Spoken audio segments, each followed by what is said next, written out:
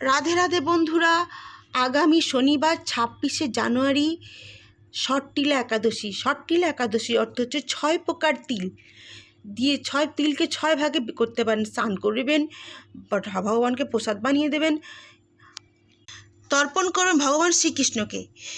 ইদং শ্রীকৃষ্ণ তর্পামি, এই পাত্রতে তিল দেবেন, এই পাত্রতে সেই তিল জল দিয়ে বলবেন ইদং শ্রীকৃষ্ণ তর্পামি নমঃ।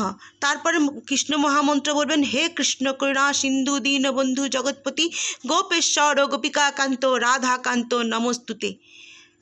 তারপরে ভগবান চরণে ফুল তুলসী পাতা দিয়ে পুজো করবেন। এর মাহাত্ম্য কথা হচ্ছে, পুরাকালে এক মহিলা ছিলেন, তিনি ভালো ছিলেন কিন্তু কোনো দান ধ্যান করেননি। পরবর্তীকালে তার উদ্ধার হচ্ছিলেন না, নারদ মুনি ছদ্মবেশে তার উপায় বার করেন, পরে তিনি তিল দান করে তবে তার উদ্ধার হয়েছিল। এই হচ্ছে মাহাত্ম্য কথা।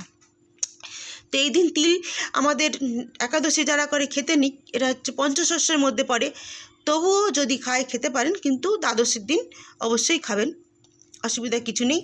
ভগবানকে দ্বাদশীর দিন তিল নানা রকম বানিয়ে দেবেন, এদিন তিল এভাবে ভগবানকে তিলের কিছু দেবেন। আপনারা যারা একাদশী করেন খাবেন না।